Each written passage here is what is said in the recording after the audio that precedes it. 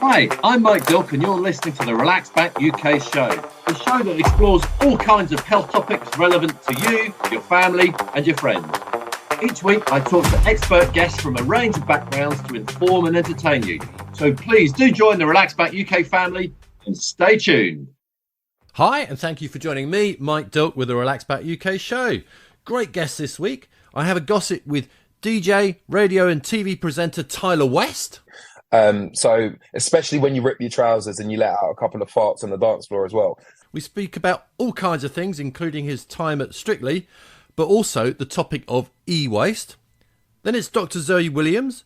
We talk about running watches and the vast amount of information that they can collect and how it can be useful to us. It's taken into consideration lots of different variables, how you slept, your heart rate variability, your heart rate, and it gives you a number. And I think that's what's really clever, because somebody like myself, whilst I'm interested in data and I'm interested in my health, I don't necessarily want to be tapping into these numbers and looking at charts every day. So please do stay tuned for a great show.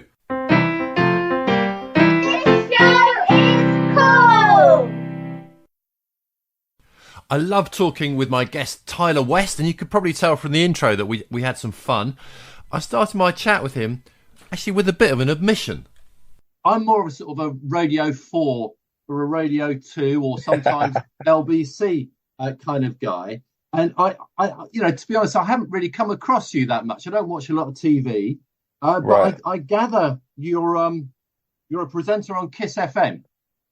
Yes, that's the one. I host the drive time show. It's called The Home Straight, and I do Did I that sound Monday a real to old Friday. fart then? I gather you're a presenter on Kiss FM. I didn't mean to. No. It's fine. It's fine. It depends on what you're into, music wise, everything like that. I mean, I love a party. I love, putting a smile on people's faces. So it definitely is. Yeah, that's what my show is all about. That's what I do Monday to Friday, which is great. And then as well as that, you said you I can don't tell watch you love it. TV There's as a big well. smile on your face when you're talking about it. There always is. There always is. And then as well as that, like in the mornings, I usually work on Lorraine over on ITV.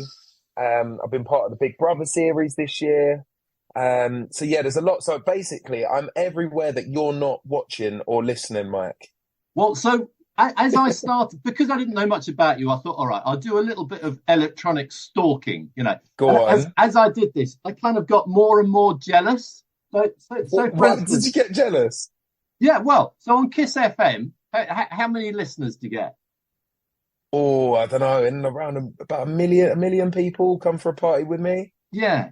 So my podcast, what you're doing now, I get 47.8 thousand a week. Yes, So- come on. So, which is Strong. all right, but I was kind of a bit. I thought, all right, he's in a different league to me, and then I came No across way. the Strictly. Okay, now that is something that I have watched a little bit, and my kids love it, and that looked like great fun.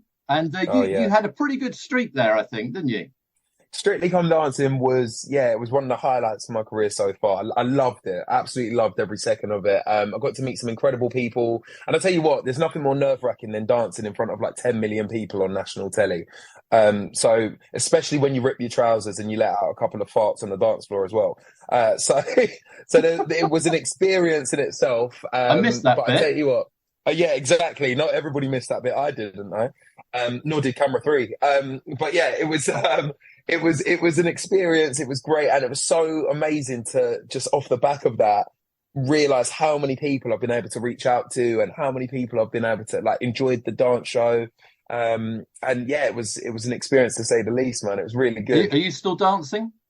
Yeah, every night. So Molly, my partner, we actually met on the show. And we've been together ever since. We've just got our first place, and like literally every single night we're out.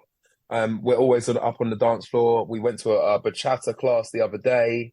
We've been doing like learning the like salsa steps and stuff like that. It just never leaves you. I hate to say it, like at the end of the show they go keep dancing.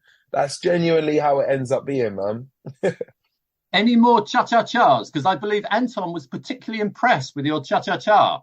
Yeah, he said it was the best he'd seen in a very, very long time. Yeah, no, it was. I haven't done it. I haven't done another cha-cha-cha since then. I think dressing up as Beetlejuice was, I can only do it once I get in the Beetlejuice costume, and I don't actually have that in my wardrobe with me at the moment. So So anyway, look, I was looking at all this stuff, thinking, this guy's Mr. Wonder. I'm getting more and more jealous.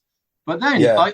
I came across something. I thought, aha, tell me about the London Marathon. Yeah, so this is wild. So I actually did the London Marathon during Strictly Come Dancing a few years ago. And it was tough. Like, it was really, really tough. Took taxing on my body, and I said, you know what, I'm never ever going to do that again. No, I couldn't. And then actually this year with my radio station, I'm running the London Marathon again. Oh, are you? So, okay. yeah. Okay. Well, so this might smash my thoughts, because I happened to find your time for when you did it, Go on. and it was 5 hours 25 minutes.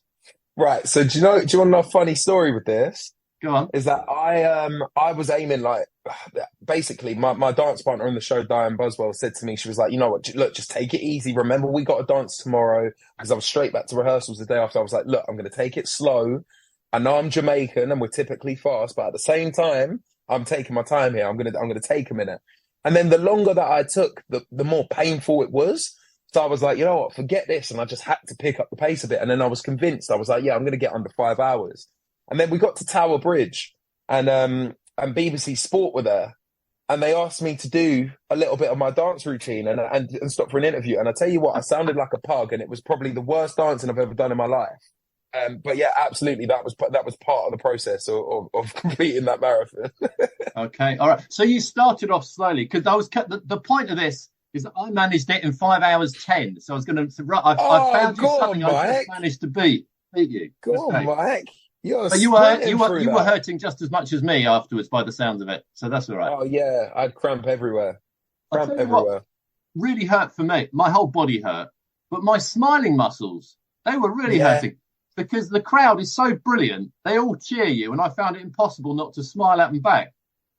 It's a day out for sure. I mean, I was running at one point, and I was like, I can't do this anymore. And then all of a sudden, you take a look up, you see the smiling faces and the people cheering around you, but also you read on the back of everybody's shirts, and it says, I'm running this for Dad, or I'm running this. And it's just so motivating, thinking about what people have gone through. And the marathon genuinely is something to bring everybody together. And then I got overlapped by a man running as a tree. So I was like, bro, you need to pick up the pace. We can't do this. We need to go. So is a tree going to beat you this time? You said you're going to be doing it this year. I've had more time to train. A tree definitely might beat me, because that tree was fast. That wasn't like no normal like birch tree or anything like that. That was a big tree. And then there was a washing machine that ran past me as well. But I mean, as long as I complete it, I think it's for great causes. I'm running for Cash for Kids this year. So yeah, it's for great causes in and around everybody running. So it's one of those things. If I can get it done, I'll be happy. All right, good luck for that. Good luck with that. Thanks, maybe Mark. At the end, if there's somewhere where people can donate money for the cause you're doing it for, we'll mention it if there's a website or something. All across my socials, yeah, absolutely. Okay, some people just find your socials and they'll find it. Okay, right. So on to kind of e-waste. Start off, are you a bit of a techie? Do you like all that stuff? I'm a massive gamer. I mean, as a child growing up, like, believe it or not, I know that, like, I talk on the radio now and I talk on TV, and, I'm doing all these wonderful things, but I used to be the shyest kid ever. So growing up, there was moments that I really struggled with my mental health, and gaming was the go-to for me. It was like, jump into your bedroom. I couldn't wait. And it was like my escape. It was my safe place. So yeah, it's always been a part of me growing up, and it still is now. And when, the normal sort of nights in, even though as much as I can be DJing a party in Ibiza or Marbella, my comfort place as well is sat there with my TV and my PlayStation, doing a night of gaming. Okay, so you like all that stuff, twiddling the knobs, and so, because when you're on the radio, presumably that's fairly techie as well, isn't it? You don't just talk. Yeah, exactly. Driving the desk is there's a lot of buttons, a lot of faders, a lot of stuff you need to control. So yeah, it's like driving a car, to be fair. You just get used to it. Yeah. I'm actually thinking of volunteering for a local radio station at some point. So I might have to kind of go through this process of trying to, what did you say? Drive the desk. Drive the desk. You need to do it. Like you need to be able to drive the desk. I'm driving the desk. Don't actually drive it. I mean, just move the buttons, Mike. Yeah. Let's prove your techie credentials then. How old is your phone? How old is my phone? Yeah. 9 months old, this one. Okay, so it's quite a new one because Yeah. again, sounding like an old fart. I think my phone is like 5 years old. I think we're just different when it comes to techie stuff. Now, do you sleep with it? Do you have your phone near you when you go to bed? I put it over the other side of the room. I never charge it to like the full battery because I don't want to damage the battery health. But I make sure it's charged. I put it over the other side of the room and I set my alarms on it from there. And I have to set it over the other side of the room, otherwise I'm not getting up in the morning. So you actually have to get out of bed to turn it off. Exactly. Yeah, good tip. Good tip. All right. So your phone is 9 months old. Where's the old one? Did you dispose of it, or is it still stashed in a drawer somewhere with all the other old stuff?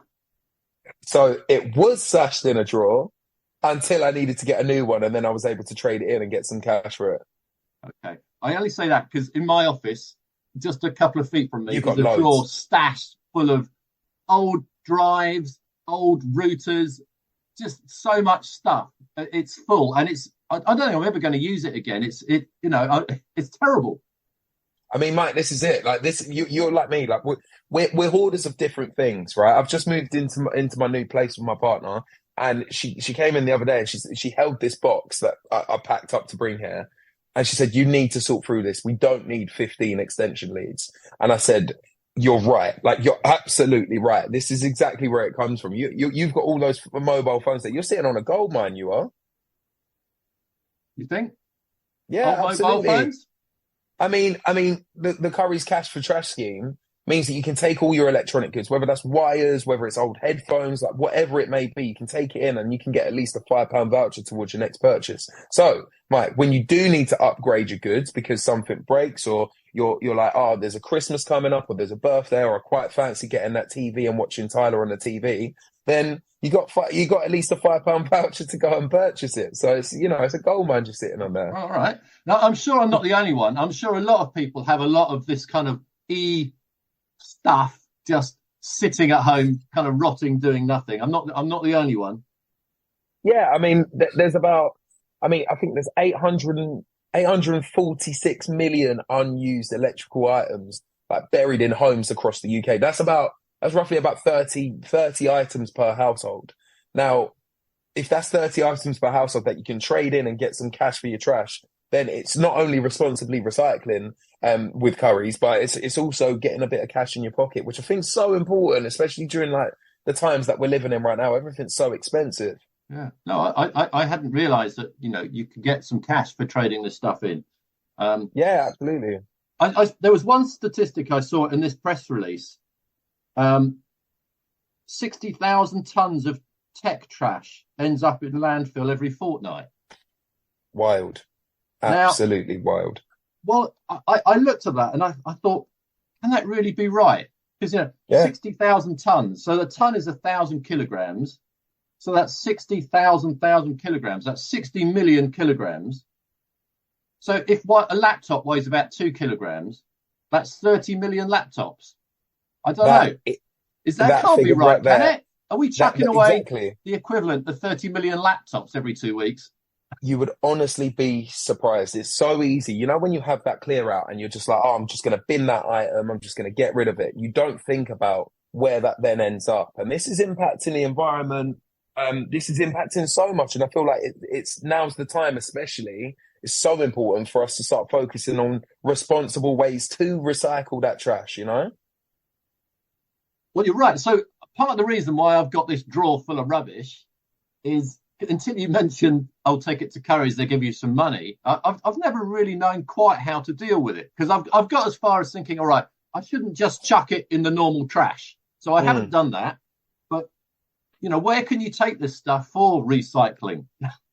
I mean, there's two things there. There's one thing about, not knowing the information. I feel like it's so important. That's why I'm so excited that Curry's have actually done this. But they've created this game, Trash Tycoon, within Fortnite, one of the biggest games in the world. And on there, you can actually learn about responsible recycling. You can actually take the trash within the game over to a cash a trash for cash recycling machine. And then you can start like building up your base, and there's competitions that you can win and stuff like that over on the Curry's website. There's more information about it. But also it's taking that trash and taking it to a Curry's store and just trading it in. Like, and there's Curry's up and down the UK. They're absolutely everywhere. There's probably one around the corner from you. And if you think about, those average of 30 items within the household, everybody does have a little bit of cash there to redeem. So it's just taking it to the store. It's a fiver per item, is it? That carries. Well, it's at least a £5 voucher. So you could get more depending on what it is. All right. I think I might have to look into that. I think I've just sorted out your afternoon plans, haven't I? Yeah, I think so. Now, I don't play. This may not surprise you. I don't play computer games, right? I never. No way. I never really have. It's just never grabbed me. I'm quite a bit older than you. I'm 57. Occasionally, when I was a kid, we did play the classic tennis thing. I had a neighbour that I played that, but it just never really grabbed me. My kids don't play them either, really. So I've got an 18-year-old. Actually, no, 19-year-old and a 14-year-old. Now, it was just never really a thing, but obviously it is for many, many people. And you're a game fanatic, aren't you? I'm a game fanatic, but you know what? It isn't just for game fanatics. Like my partner, she's not really into gaming. She came in the other day, was on it for hours. I mean, it's one of those things that you try it out and then all of a sudden you're addicted. You don't need to be an expert gamer to be able to play it. There's so much to explore within Trash Tycoon on Fortnite, and there's so much to do on there. Like you're never you're spoilt for choice. And okay, so you've played it. You've played it, obviously. Oh yeah, I've played it. I've been rinsing it, and so has loads of other people. I mean, there's over like 350 million registered players on Fortnite. So that's like 18 million people in total. And if we can start getting that message out there about recycling your e-trash responsibly, then yeah, we're winning. We're all winning at it. So this game is a game within Fortnite, right? Yes, yeah. Okay. It's something created by Curry's within Fortnite. It's a tycoon map where you can just go on there and it's your own world basically. But the wild thing about it is that it's that 60,000 tons of tech trash that we're talking about put onto a creative interactive map where you see it and you're like, your character's running around like massive mobile phones, massive like washing machines and keyboards, but actually this is real life. All right, so you would recommend playing it. It's fun. You didn't just play it because it was suggested you might. Nobody's forced me to play this game. Absolutely not. I feel like Fortnite's. I mean, playing gaming in general. I've got such a mixture and a library of games that I go to, but Fortnite's been the consistent one throughout my life. And the fact now that Trash Tycoon has come out, I feel like it's a game changer. Okay. Right. Do you think an electronic game like this, even if people really love it and get into it, do you think it will change people's habits? As far as trash is concerned. I think it will educate, and I feel like educating is probably the main point here. I used to work at an alternative learning provision, so I used to manage it and have children that wouldn't be able to conform to mainstream education, and they would come to my these would be children from underprivileged backgrounds. These would be children that struggle with their mental health difficulties, learning difficulties, and they wouldn't be able to sit still in a classroom. Now, one thing that the children that came to my provision always all had in common is that they loved gaming. So we was able to use gaming almost in a sense to help with their tuition when it came to English and maths, and getting some of their other work done via like creating videos, coming up with like maths equations within the game, or editing together their own YouTube videos, however it may be. And then all of a sudden it's like now Trash Tycoon, as much as you can sit there and say, oh yeah, well, you're diving into this world and you're just playing a game. There's messaging within it. There's the actual process for you to level up your base is what you need to do with trash in real life with tech trash. And I feel like educating and raising awareness is probably the most important point, because if you can start that, we both have been guilty of it, of hoarding stuff, but also we're both guilty of not knowing exactly where to put our tech trash when we want to get rid of it. So getting the message out there, absolutely. Okay. And within the game, are there prizes? So if you're good at this game, can you win anything? Yeah, absolutely. So if you smash up the tech trash within the game, take it to the tech trash recycling machine, the cash for trash recycling machine, you can level up your base. And then when your base is looking nice and pretty, you can take a little screenshot what level of up it. your base means. Level up your base. I mean, like, upgrade it. You can get some nice walls. You can get some nice lights. You can decorate it. Like, you can make it look like an absolute mansion. So your base within this world is looking amazing. You take a screenshot of that, post it on social media, and then you have a chance of winning over £1,000 worth of prizes. Right. Okay. Are you? Maybe you're not allowed to enter. I don't know. Have you entered? I haven't entered yet because I'm not happy with my base. And then even if I do enter, I don't think I'm going to be allowed to enter. So yeah. Okay. All right. So I have successfully demonstrated to you and everyone else that I'm a bit of an old fart and I don't play computer games. I wouldn't have got that. I wouldn't have got that from you, Mike. I've always liked it. Yeah. But I think it is what we're talking about is a very useful thing. It's a very useful message. And do something about your tech trash. And actually, if you take it to some places, you can get some money for it. So even better. Next question. When are you on the radio next? You on this afternoon? I'm actually on this afternoon, yeah, from 4 till 7. Yeah. Okay. All right. That sounds like fun. Can I come? Yeah, absolutely. Just come along. You can drive the desk. We can have a little party. We can have a rave up. I mean, that's exactly what I'm looking for this afternoon. It's Thursday, so it's so close to the weekend. So, Mike, if you can come on and deliver some vibes and energy, that'll be amazing. I need a bit of a lesson on how to drive the desk, because I'm hoping to do it on local radio. The door is open anytime, mate. What kind of music are we going to be playing? I mean, it's different on our show because I have different elements of it. So usually it's like commercial music, pop music, house music, and then we go into like some history, old school, and anthems for the last hour of the day. So the home straight anthems is basically the tunes that you haven't heard in a while, where you're like, oh, I love this song, and it just you feel like you're in Ibiza for a second. All right, I'll tell you what I'm going to do. I'm probably not going to knock on your door and say, Tyler said I could come and drive the desk, but I'm on the school run. I will listen to you, all right? Because that's more or less amazing. Exactly school run time. I'll listen. Oh, it means the world. So finally, if from what we've been talking about, e-waste, if people have been listening and think, all right, I really need to do something with my e-waste, I've got a big drawer full of all this rubbish.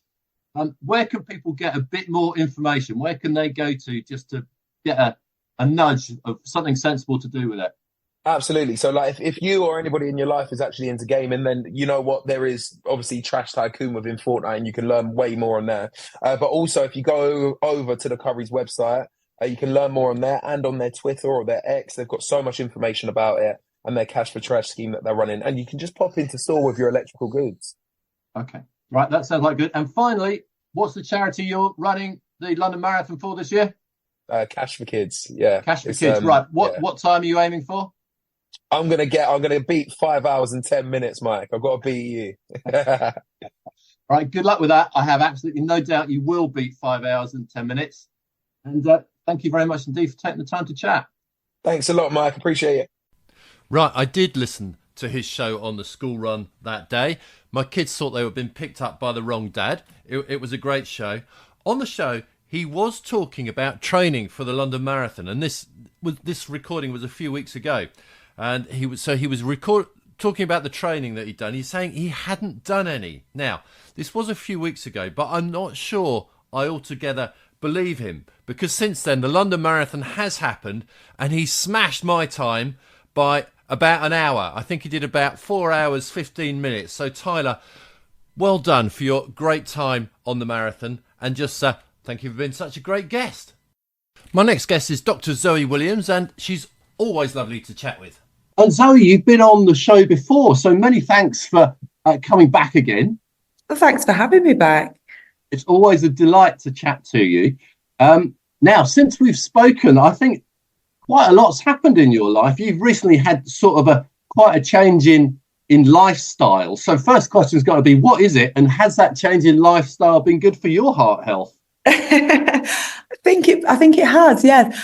So my partner and I, we decided last year that we've only got a short amount of time before our little one starts school. We've got a year or so until he's due to start school. So we were thinking of creative ways for us to be able to spend a bit more time together as a family, more time in nature, more time in sunshine, more time outdoors, eating sort of more locally grown food, living a bit closer to nature and perhaps living a bit more how human beings were designed to live. So we made the decision to spend some time outside of the UK, and we're currently moving from place to place. And at the moment we're in Tunisia.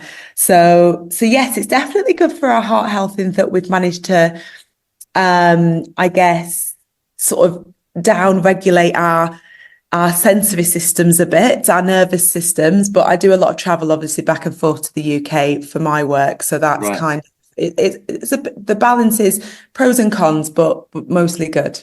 And does your son like it? Is he having fun? He loves it. So he's in so he does a couple of days in nursery here. So he's currently learning French and Arabic. We're in Tenerife, so he's learned some Spanish.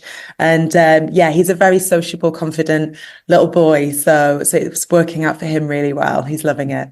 Very nice. And you're sort of coming backwards and forwards. Where are you at the minute, actually? Where are you talking from? So right now I'm in Tunis, the capital of Tunisia, looking out the window, and it's beautiful sunshine, very windy day. So you might hear some of the wind, and I can see the ocean. So feeling, just very grateful that having the opportunity to have a year doing this. Yeah, well, very nice. I hope it continues to go well for you. I have to say, I'm slightly jealous. So, but anyway. Have you been able to do any exercise? Are you doing any marathons and stuff like that? Because that's kind of very topical at the minute because the London Marathon's coming up. Yeah, so we've got the London Marathon this weekend with 50,000 runners. Good luck to all of them. Are you doing it? No, I'm not. Absolutely not. I've done 2 half marathons in the past, and I'm saving my marathon for when I'm a little bit older, I think. You see, the thing about me, having been an athlete, is if I run a marathon, nobody thinks it's a big deal. People just sort of shrug their shoulders and be like, well, but for me, that would be a real challenge because I'm built for speed, not for distance. So I'm saving it until I'm of an age where people will feel that they can cheer me on. Will they be more impressed? But hats off to everybody running it because, that is a distance that I personally don't think I would be able to do at this time. I think one of the things I think we're going to talk about today is just the importance of, if you're giving yourself massive physical challenges like that, the importance of taking really good care of yourself around it and the build up to it. And, in fact, the whole time you're doing your training, making sure that you're taking really good care of your body in every way that you can. Right. Well, so you said you might want to do it when you're a bit older. I am a bit older than you, and I did the marathon, the London Marathon. It was a few years ago, but I still think I was probably older than you when I did it. Right. And I really enjoyed it, but I have to say it did hurt. It hurt a lot. Yes. I did try and approach the training in a sensible way, but what sort of it's a bit late now for advice for people that are doing the London Marathon tomorrow. in general terms, what sort of training advice would you give? I think first and foremost, I guess this is good advice for anybody who's inspired. There'll be loads of people that will watch the marathon this weekend and think, right, I'm going to do that. First of all, absolutely do it. But start low and go slow. So, if you're depending on where you're starting off from, you want to just build up very gradually and incrementally. Make sure that you've taken advice on make sure you do all your stretches that you need to do, look after your body, and build up gradually. But also, I think, be aware of your health. Generally, if you're running, you need to fuel your body with really good food. You need to make sure you're getting good sleep. You need to make sure that you're trying to eliminate as much stress from your lifestyle as you can as well, because running long distances, it's a good stress, but it's a stress on the body. And one of the ways in which you can do this, I mean, there are great apps out there. Couch to 5K is a brilliant app for people who are just getting started. Think about joining a running club, or even just doing a park run at the weekend, which is a 5K, which is really sociable, great thing to do. And you can try and improve your distance there. But another thing you can do is use a wearable device. Right. And actually, runners out there say that the three things you can't be a runner without are trainers, obviously, a good reusable water bottle, and a wearable device. I'm an ambassador for Garmin, so I use a Garmin, and the amount of data that these things can give you now is incredible. Yeah, that's interesting, because when I did training for my marathon, I did use a watch, but I looked at kind of speed and distance, because that's what I ended up being most interested in. But when I did the marathon, I mean, it did hurt. Interestingly enough, the muscles that hurt the most almost were my smiling muscles, because I had my name on my shirt, and everyone shouted, because obviously I was in pain at the end. They shouted, "Go on, Mike, go on, Mike." And I found it impossible not to smile back at them when someone shouts at you like that. So I really felt my whole face felt like it had just been, well, I don't know what. It felt very peculiar, because I'm not normally so smiley. But back to what we're talking about, the watches. I used it for looking at speed and distance. Yeah. You're saying there's a lot of other useful stuff to measure? Yeah, so obviously they track all of that in as much detail as you want. You can even have coaches on the actual device that will speak to you whilst you're running. You can link up with other people, and it does lots of things. But actually, your watch, if you're meant to wear it 24/7, and it's monitoring things like your sleep, the quality of your sleep, as well as the timings of your sleep. It's measuring something called heart rate variability, which is this metric that people are becoming very interested in. Obviously, your heart rate is how many beats per minute, but the heart rate variability measures the variation between each beat, because if you have 60 beats per minute, they won't be 1 second apart. There'll be a bit of variation. And whilst if you're stressed, your heart rate will be high, your heart rate variability will be low. So when you're stressed, your heart's beating faster, working harder, but it is more regular. Whereas when you're relaxed, when you're in your rest and digest, you're chilled out, then your heart rate tends to be lower, but the variation in beats is more. So the watches now monitor heart rate variability, and by doing that, they can tell you. Sorry, I'm just going to interrupt you there. I think part of the reason when I was training, I used my running watch. I didn't so much take notice of, because it did measure heart rate, but I didn't really ignore it, but I just didn't pay that much attention to it. But part of that reason was I thought to myself, you know what? This thing is around my wrist. Can it really measure my heart rate that accurately? Or is it just a bit of a gimmick? Yeah, well, I mean, the technology is getting better and better all the time, and they're quite accurate at measuring things like heart rate now. But what it does is, the important thing is it's comparing you to you. So even if there is a little bit of irregularity between person to person, it's comparing you to you. I think the really clever thing it does is, because lots of people don't actually want to look at, well, what are the numbers, what's this, and track numbers. But what they do now is they just take all of that into consideration, and they give you advice. I'm looking at my watch right here now, and I can look at something called the body battery. And the body battery, it charges up when you sleep and when you relax and when you rest. And then when you're under stress and strain, and the battery wears down. And it's taken into consideration lots of different variables: how you slept, your heart rate variability, your heart rate, and it gives you a number. And I think that's what's really clever, because somebody like myself, whilst I'm interested in data and I'm interested in my health, I don't necessarily want to be tapping into these numbers and looking at charts every day. I want the watch to put it all together for me and present it to me as one single number, that I know whether I need to, have a more relaxed day, or whether I can go hell for leather on that day. So apart from these things being kind of useful for training for all sorts of things, we're talking long distance running here. Have you ever experienced where a patient's come to you and said, look, I've noticed something crop up from the data on my running watch, and it's enabled you to kind of catch something which actually is quite important and has been really useful for their health. As a GP, it's been a useful tool for you.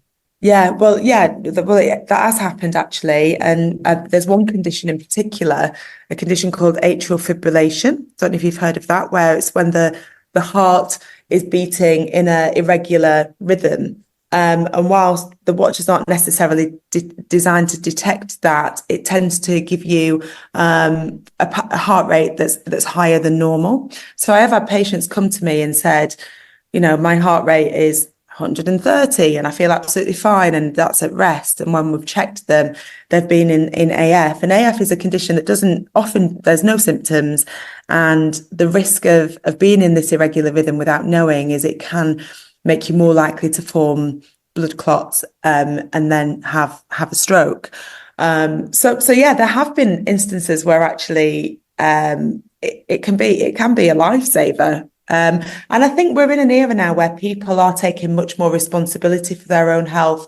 They're much more interested in their own health. And because heart disease is the number one killer, then heart health is, if anything that helps people monitor their own heart health, is a really good idea. I always say to people, look, it's really important to get your blood pressure checked regularly, maybe roughly once a year, because again, high blood pressure has no symptoms. So get that checked. And if you're using something like a smartwatch, to just keep an eye on things like your heart rate and how your heart is responding to various different things, and do flag to your GP if there's anything that you're concerned about. It's a helpful tool. Okay. Let me just ask about heart rate, because if you do a lot of training, say for a marathon, that's what we're talking about, does your at-rest heart rate kind of improve, or is that something that would just our genes kind of give us at the start of our life, and no matter how much training you do, your at-rest heart rate doesn't really get better? It sort of starts to improve when you do exercise, and your heart rate might not go so crazy fast when you do exercise. Yeah, so your at-rest heart rate absolutely can improve as you get fitter. So a normal resting heart rate, the NHS tells us, is anything between 60 and 100. And yes, so that's quite a big range, isn't it? It is a big range, and and it is partly determined by your genetics. But yes, if you're somebody, say for example, who doesn't do any exercise, and you're next year you're going to run a marathon, so over the course of this year you're getting much fitter, then you likely will see a change in your resting heart rate. It will likely go down, and that's because your heart is getting fitter. It's getting better at pumping the blood around the body. It's getting more efficient at pumping blood around the body. So with each pump, it's doing a more effective job. So therefore, it doesn't need to be as many times per minute to deliver the oxygenated blood to all of the organs of the body. So if you're getting fitter, and say you're training for a marathon and you're seeing your resting heart rate gradually go down, that's a good sign. It's a sign that your heart is getting healthier. All right. No, that sounds like it's got to be a good thing. All right. So the marathon is coming up very soon. If people have sort of been through this, they've done their training, they've kept an eye on their heart rate. One of the things presumably they should keep an eye on is their maximum heart rate. Now, this is probably an impossible question because it's going to be different for different people. But is there a point where if the maximum heart rate is at it's high, you need to think, hang on a moment, my heart's going bonkers here. It's far too high. I need to kind of see a doctor or do something about that. Well, if people want to know what their maximum heart rate, a guide, an estimation of what your maximum heart rate should be, then you can go online and use a maximum heart rate calculator based on your age. And you can use that as a bit of a guide. However, we're all different, and this is where we're all individuals. And if you're exercising and your heart rate's going slightly above that, but you feel okay, then you can carry on. So it's about listening to your body really, and right, not being too focused on the number that you're seeing. And I think this is, understanding your heart and understanding those numbers is helpful, but you shouldn't let that restrict you or hold you back. I guess that's one of the slight dangers, is that if you get too obsessed with the numbers and you're starting to feel fearful, then maybe it's a good idea to sort of just scale it back a little bit. But yeah, I think we can suffer from sort of over medicalizing everything, because at the end of the day, it could just be a jog around the block. Don't worry about it. Just go for a jog. Just do it. Just build it. As long as you're building up gradually and you feel okay, you can carry on. But I think whilst there are, maybe that's an important message. I think actually the vast majority of people out there would benefit from understanding a little bit more about their heart rate. Garmin have done some research, and they found that 1 in 7 people, 14%, don't recognize what a healthy heart rate is or a healthy blood pressure is, and just under half, 47%, don't understand heart rate variability, which is something we've just been talking about. But despite that, good news, 60% of people in this survey said they're planning to get more active this year. So I think my overall advice is, if you're thinking about getting more active, start off gradually and build up slowly. And if you feel okay and your body feels good, then don't be afraid. Don't be put off. Just keep going. If you have an underlying health condition, then it's worth checking with your GP if you have any concerns. But if you're building up gradually and starting off slowly, you don't need to worry. Go for it, and use a device such as a Garmin can be a really good guide to support you on that journey, and give you the information that you need. Good. Right. Last couple of things. Zoe, if people are listening to this and thinking, okay, this is potentially kind of interesting, kind of useful, where's a good resource where people can get some more information? And also, I know you have written a book which has come out recently, so tell us a little bit about that. I know it's a slightly different topic.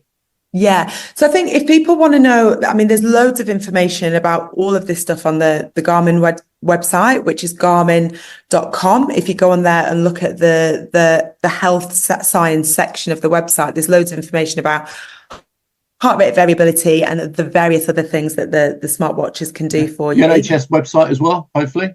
NHS website, you can find out. That's a really good place if you want to know more about what a normal heart rate and what's a normal blood pressure. So really good information. Patient.info is a really good resource for that as well.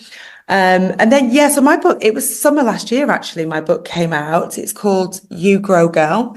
And it's a book for girls. It's designed for girls aged 9 to 13. And it's basically a growing up guide. It's the book I wish I'd have had when I was growing up.